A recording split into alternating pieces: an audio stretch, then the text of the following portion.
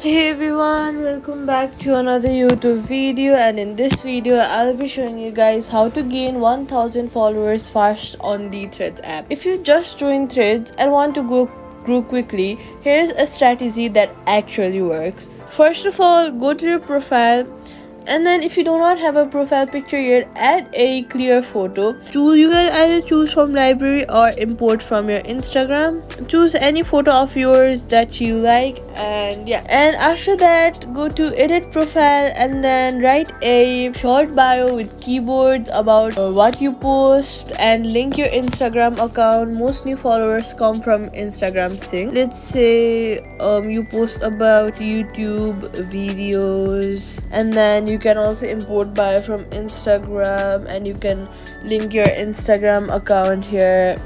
And yeah, and then step 2 is to share 2-3 posts a day.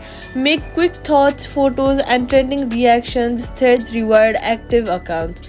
And then engage, don't just post. Reply to other people's threads, especially trending or viral ones. Through thoughtful comments often bring profile visit to new followers. And then what you can do is turn on the option to share your threads post to Instagram stories.